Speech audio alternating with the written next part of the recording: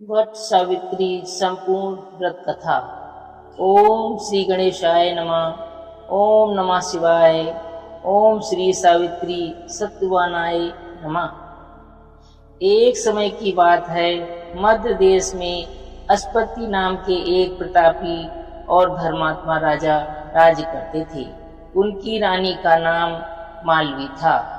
राज्य में धन, वैभव, सुख और समृद्धि की कोई कमी नहीं थी, परंतु राजा और रानी संतान विहीन होने के कारण अत्यंत दुखी रहते थे। राजा अश्वति ने संतान प्राप्ति के लिए अनेक यज्ञ, दान और पूजा पाठ किए, लेकिन उन्हें कोई संतान प्राप्त नहीं हुई। अतः उन्होंने देवी सावित्री की कठोर तपस्या करने का निश्चय किया। राजा प्रतिदिन हजारों बार गायत्री मंत्र का जाप करते और माता सावित्री की आराधना करते। वर्षों की कठिन तपस्या के बाद देवी सावित्री राजा के सामने प्रकट हुई। देवी ने प्रसन्न होकर कहा, राजन, मैं तुम्हारी भक्ति से अत्यंत प्रसन्न हूँ। तुम्हारे घर एक तपस्विनी और दिव्य कन्या जन्म लेगी। कुछ समय बाद रानी मालवी ने एक सुंदर कन्या को जन्म दिया। देवी के आशीर्वाद से प्राप्त होने के कारण उसका नाम सावित्री रखा गया। सावित्री बचपन से ही अत्यंत सुंदर, बुद्धिमान, तेजस्वी और गुणवान थी।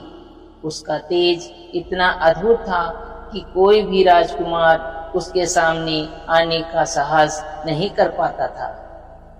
समय बीतने लगा और सावित्री विवाह के योग हो गई। राजा अश्वति ने अपनी पुत्री से कहा, पुत्री, अब तुम स्वयं अपने लिए योग वर का चयन करो। पिता की आज्ञा लेकर सावित्री अनेक राज्यों और आश्रमों में गई। वन में भ्रमण करते हुए उसने एक तपस्वी वेश में रहने वाले युवक को देखा। उसका नाम सत्यवान था। सत्यवान साल्व देश के राजा धुमुतसेन के पुत्र थे। राजा धुमुतसेन अंधे हो चुके थे और शत्रुओं द्वारा राज छिन जाने के कारण अपने परिवार सहित वन में रहते थे। सत्यवान अत्यंत वीर, धर्मात्मा, सत्यवादी और माता पिता की सेवा करने वाले थे। सावित्री ने मन ही मन सत्यवान को अपना पति मान लिया। सावित्री वापस अपने पिता के पास लौटी और उन्हें अपने निर्णय के बारे में बताया। उसी समय वहां देवर्षि नारद उपस्थित हुए। उन्होंने कहा, राजन, सत्यवान सर्वगुण संपन्न है, लेकिन उसकी आयु बहुत कम है। आज से ठीक 1 वर्ष बाद उसकी मृत्यु निश्चित है। यह सुनकर राजा अश्वति अत्यंत दुखी हो गए। उन्होंने सावित्री को समझाया, पुत्री, तुम किसी और योग वर का चयन कर लो। लेकिन सावित्री ने दृढ़ स्वर में कहा, आर्य कन्याएं जीवन में केवल एक बार ही पति का वरण करती हैं। मैंने सत्यवान को अपने मन से पति मान लिया है। अब मैं किसी अन्य को अपना पति नहीं बना सकती। सावित्री की दृढ़ निष्ठा देखकर राजा ने उसकी इच्छा स्वीकार कर ली।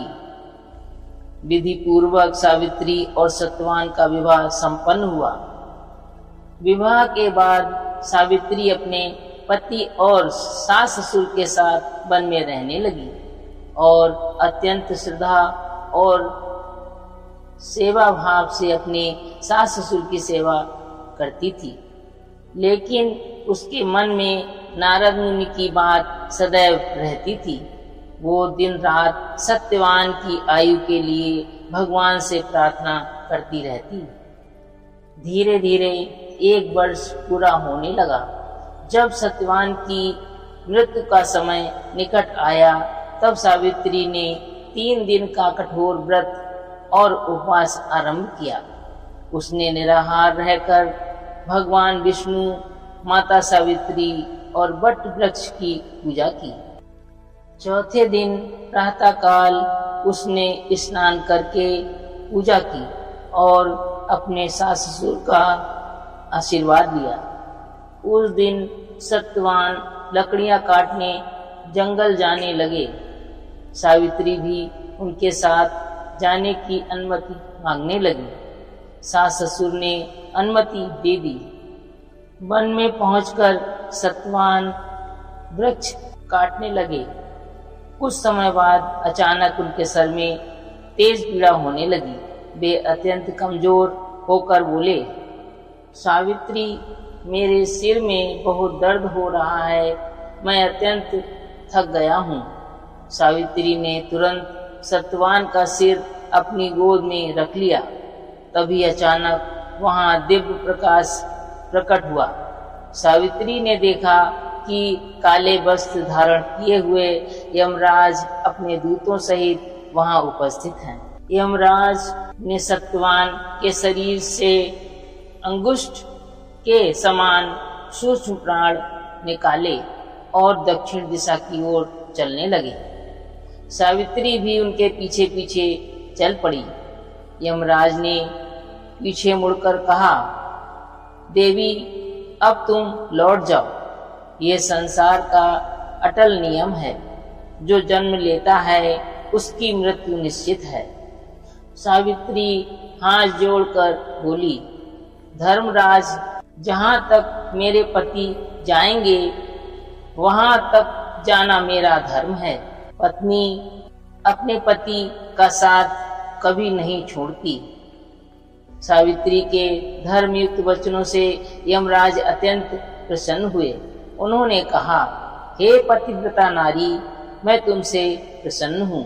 सत्यवान के जीवन को छोड़कर कोई भी वरदान मांग लो। सावित्री ने कहा, मेरे सास ससुर अंधे हैं, उन्हें नेत्र ज्योति प्राप्त हो जाए। यमराज बोले, तथास्तु, अब तुम वापस लौट जाओ।